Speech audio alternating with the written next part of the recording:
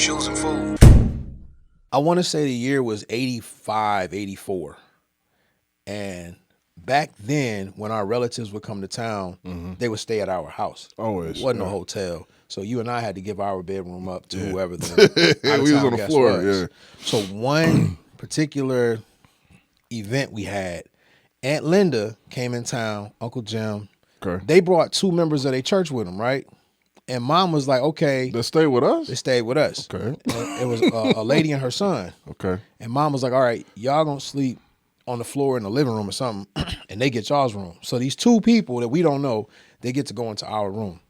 The son starts playing with my toys. Now, you already know how you and I took care of our toys. Oh, yeah, definitely. We had shelves where everything was set up. Displayed, all of that, like a toy store. Absolutely. Yep. And we knew the rule. If you take care of what you got, you can get something even better. So we had He-Man, G.I. Joe, Star Wars. Yeah. Absolutely. And we had these toys called Robotech. You remember that? I vaguely remember Robotech. So the Robotech toys were these giant robots that you put together, and there was a little man that would sit in the head of it. The little tiny mini guys that There set you in go, it. I remember right? it. Okay. That was my favorite toy. I hear somebody upstairs just clunking stuff together. So I go upstairs and I look in the room. This kid who I've never seen before is ramming toys into each other, and we don't play that. So bear in mind, man, I'm probably 8. And I'm like, hey, put my toys down. Here comes Mom. Oh, don't be like that, Jonathan. You share with your friends. This kid breaks my Robotech. First off, he's not my friend. I don't know this kid. He's a total stranger that has my bed. Now he gets to tear up my toys. He breaks my Robotech.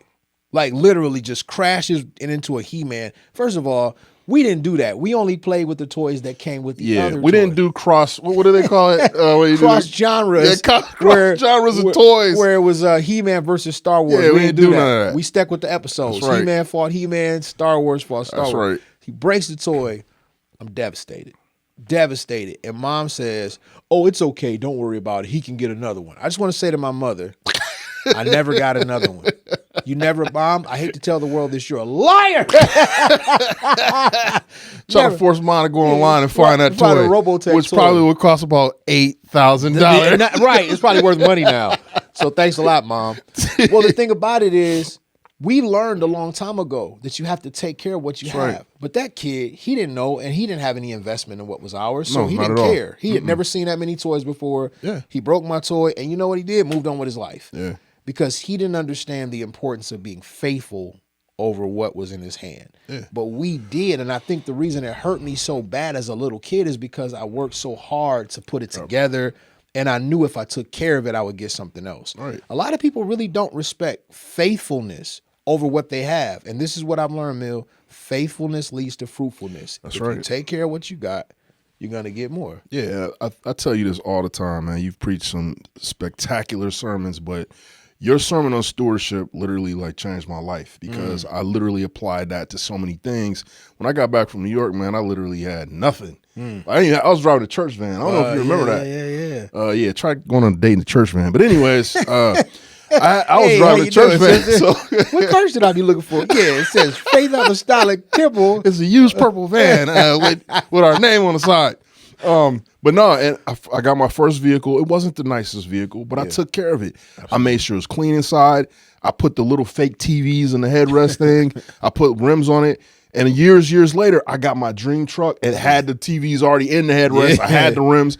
But I learned how to take care of what I had first to prepare myself for for the luxury car that I wanted. Because if I hadn't known how to take care of that, I would have destroyed the car that the God gave me. So no, you know what, man? We just have always been taught that. That's right. Mom and Dad always would tell us, that. be faithful over what you have. You'll get, the Bible says it, be faithful over the little and you will be made ruler over much. Amen. He that is faithful over a little will be faithful over much. So if an irresponsible person can't take care of $10, they're not going to properly steward $10 million. No, it's not not at going all. to happen. So this idea of if I had more, I would do better. No, you won't. You're going to do the exact same thing at a horrible level because you have more access to be foolish. Yes. So when we talk about faithfulness and stewardship, it has been something that was literally preached to us as kids too, whereas if we didn't appreciate something, it was taken away from us. That's right. You didn't get nothing else. You get older. That's how you are with your kids. Though. Yeah, that's how I am. And my kids, even now, I mean, this has carried over 20, 30 years later with them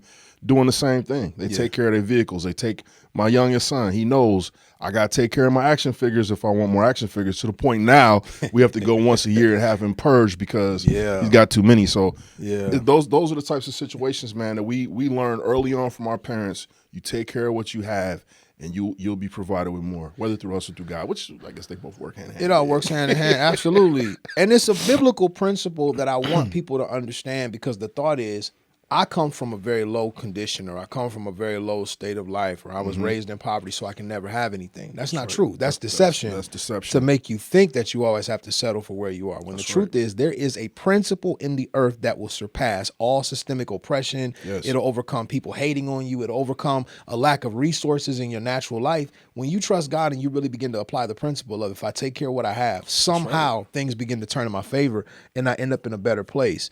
I talk about it a lot of times in church, man, how when I went through my divorce in 2011, I lost everything.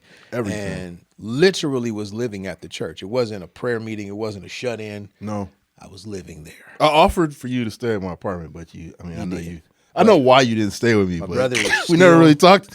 We've never really talked about this in the Lord. But I just wanted to say I did offer. So when you come over, just don't come out the room. if you see a sock on the handle. No, I'm playing. No, man, but I just, I didn't want to be a burden to anybody, and it was a very difficult time for me, man. So I just stayed at the church in the studio. Yeah. And I remember living at the church, but I made sure that I was faithful over the space that I was taking up. That's right. Literally went and got a vacuum cleaner, got some furniture, was a steward over a small space, because even though I was hurt, even though I had my moments of discouragement, I knew I wasn't staying there forever. I said, this isn't always going to be like this. Vehicle was raggedy. I had 3 pair of shoes. I had, a couple of pair of clothes, 1 black suit. Had to repeat that with a different tie so people would think it was something else, which is why I always say this. If people weren't there when you were going through, your lowest point, they don't understand. They can't say anything to you when you get to your place of triumph. No, they can't. And I was there when I would go in the back and see your 3 pairs of shoes. That's why when people say anything about this, it's like you really can't say anything, because I was there and witnessed all of that. Absolutely. And you having to interchange your suits, and you said you even had a situation where one of the pastors gave you some shoes. He had to give me some shoes. He felt bad pity for you he felt bad. So people don't understand that. My little walk-in space, man, I had enough space in my New York place to put a futon, and I had a little TV that sat on top. I had a milk crate, I think, to sit on, and I had a little, I don't even know what it was, but I used to set my little TV, which was probably about the smallest one, the 13-inch joints. 13-inch joints. It sat on that. But when you came in my little space, it was always clean. I always took care of it. My clothes were organized, the little clothes that I had, I took care of that. And now that same space is a walk-in closet that I still organize and take care of on a different scale, but it started there. But you know what, though? The thing is, it doesn't always happen overnight. Not even. And that's where people get discouraged, because they're like, I've been faithful. Yeah, but fruitfulness means that something comes from the vine. That's right. So it takes time for it to go. It doesn't. Agricultural rule is seed, time, harvest. Like, as long as the earth remains, that's what the book of Genesis says, there will be seed, time, harvest. So that means that I plant the seed. Now I got to make it through the period of time. That's right. To get to the harvest. So you can't become discouraged when it feels like it's not working. Even from a fitness standpoint, a lot of people really think I'm going to go to the gym 2 times and then I'm going to immediately see the fruit of my labor. I have people ask me all the time. They'll approach me. I was at a restaurant the other day, and the guy was looking at me, and he was looking at my arms, and he was like, man, how can I get like that, man? And so I kind of I couldn't obviously give him the full rundown of what it was, but I kind of gave him some of the things that I do. He's like, yeah, I ain't going to be able to do that. So, I mean, he knew that, but it's like you tell people what to do and what they can do to get in that position, but it takes many, many years of work to do it.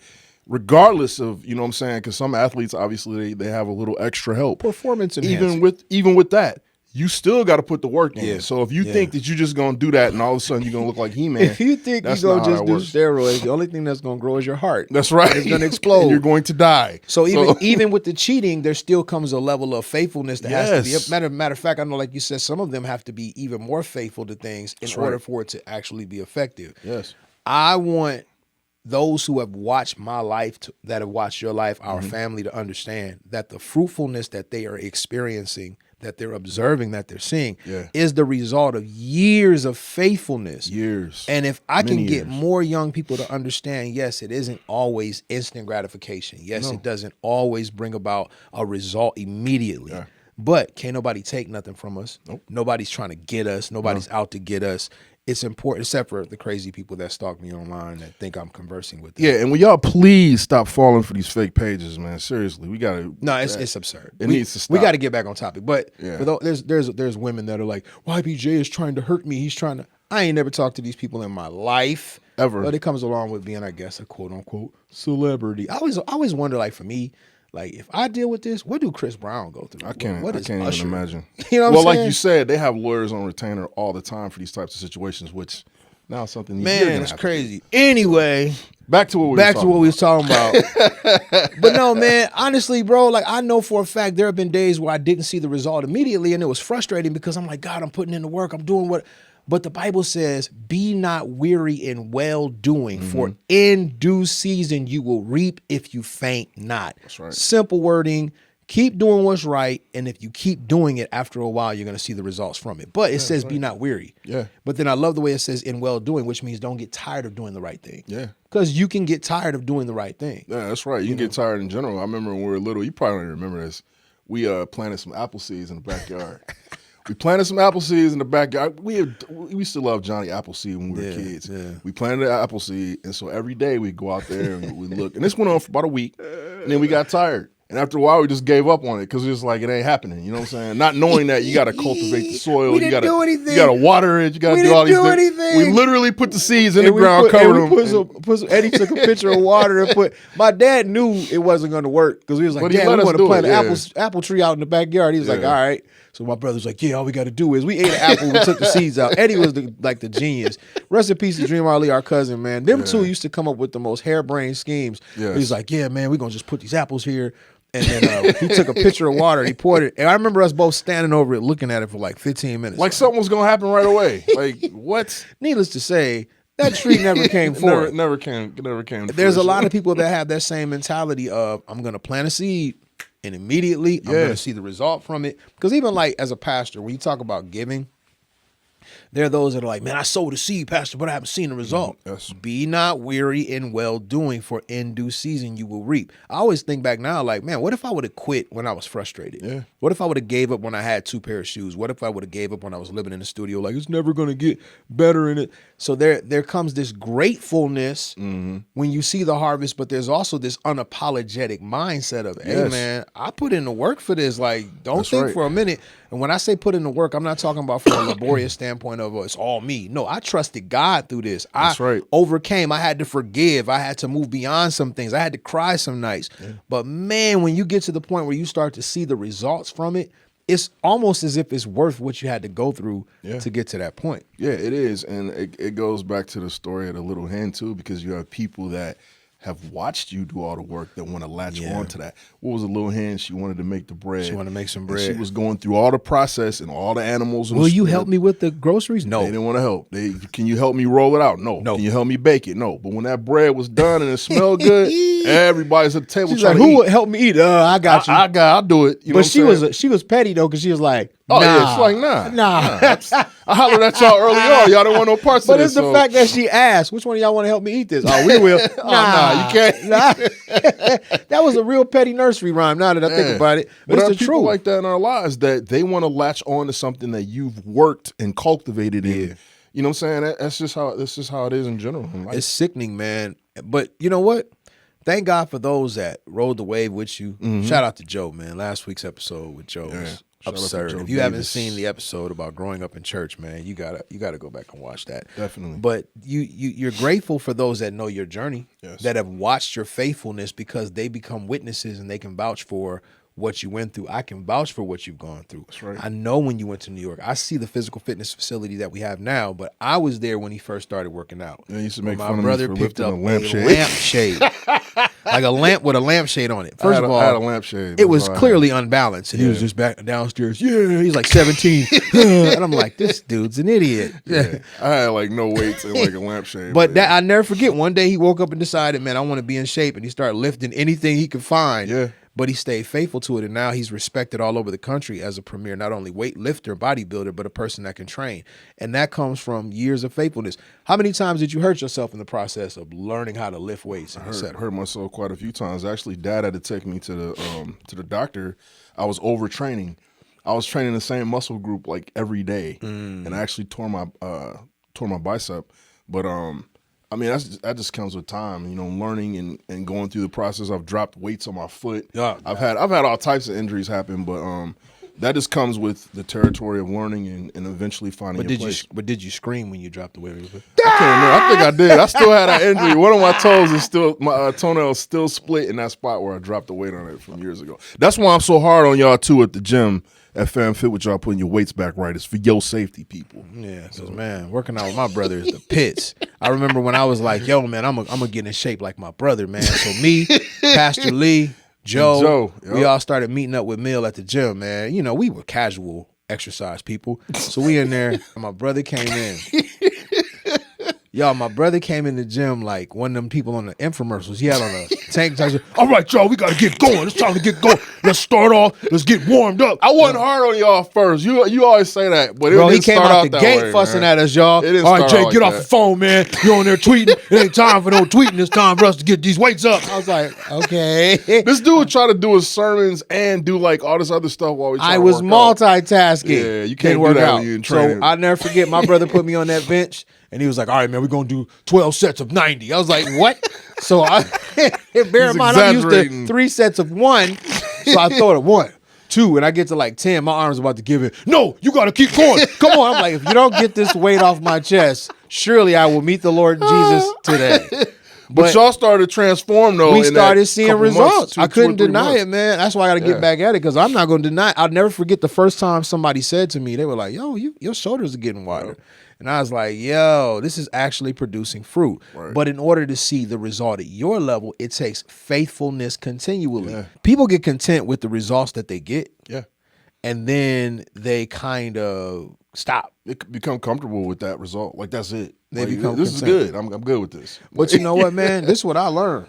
I really learned this. If you're going to see the results that you really desire, you have to be faithful beyond the season of the unseen results. That's right. Because sometimes you're getting the result, you just can't physically see it. Yep. You don't see that your financial habits are changing for the better because you haven't seen the increase in your income yet. Right. You don't see that the relationship is actually getting stronger because you've been working on your communication skills, but there hasn't been this tangible evidence yet that shows that the two of you are closer. You don't see that your physical body is actually starting to get stronger because the muscle tissues that are breaking down haven't burst forward yet. Yeah. So people will say nothing is happening when the truth is there are some things that happen underneath the surface that are eventually going to happen in harvest form. A seed that's planted starts growing under the ground. Can't see it. So even though we didn't never see the result of our apple tree, it might have had a little something that was happening. Yeah, it could have. But we stopped.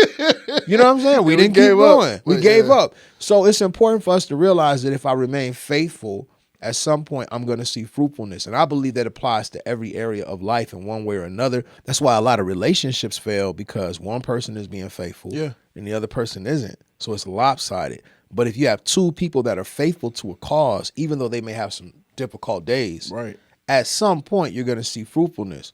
Our church started in a storefront with 60 seats. Yeah. And mom and dad didn't have the luxuries that they have now. We didn't have no great sound system. Not even. You know I don't even remember. What was our first sound system? I have no idea. The very first. The very first one, I don't know, because the second one was that PV sound system that dad bought from Whitner McNeese.